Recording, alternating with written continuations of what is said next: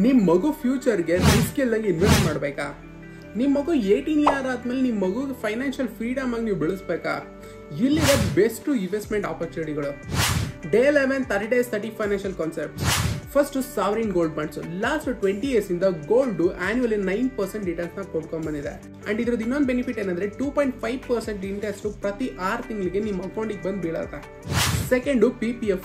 ನೀವೇನಾದ್ರೂ ಪ್ರತಿ ತಿಂಗಳು 1.5 ಲಕ್ಷದಂತೆ 18 ವರ್ಷದವರೆಗೂ ಇನ್ವೆಸ್ಟ್ ಮಾಡ್ಕೊಂಬಂದ್ರೆ ನೀವು 18 ವರ್ಷ ನಿಮ್ಮ ಮಗುಗೆ ಆದ್ಮೇಲೆ 55 ಲಕ್ಷ ಪ್ಲಸ್ ನಿಮ್ಮ ಅಮೌಂಟ್ ನಿಮ್ ಕೈಗೆ ಸಿಗುತ್ತೆ.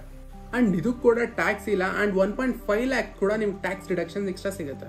Third index funds. Last 10 years ಇಂದ ಸ್ಟಾಕ್ ಮಾರ್ಕೆಟ್ 12% ತರ ರಿಟರ್ನ್ಸ್ ಕೊಡ್ತಾ ಬಂದಿದೆ. ನಿಮ್ಗೆ ಏನಾದ್ರು ಸ್ಟಾಕ್ ಮಾರ್ಕೆಟ್ ಮೇಲೆ ಅಷ್ಟು ನಾಲೆಡ್ಜ್ ಇಲ್ಲ ಅಂದ್ರೆ ಈ ಮ್ಯೂಚುವಲ್ ಫಂಡ್ ಮೇಲೆ ನೀವು ಇನ್ವೆಸ್ಟ್ ಮಾಡಬಹುದು. ಆ ಮ್ಯೂಚುವಲ್ ಫಂಡ್ ನೇಮ್ ಏನಂದ್ರೆ HDFC index fund Nifty 50 plan ಅಂತ ಈ ಫಂಡ್ ನೇಮ್. ಅಂಡ್ ನಿಮ್ಗೆ ಏನಾದ್ರು ಹೆಣ್ಮಗು ಮೇಲೆ ಇನ್ವೆಸ್ಟ್ ಮಾಡ್ಬೇಕಂತ ಇದ್ರೆ ಸುಕನ್ಯಾ ಸಮೃದ್ಧಿ ಸ್ಕೀಮ್ ಅಲ್ಲಿ ಇನ್ವೆಸ್ಟ್ ಮಾಡಿ.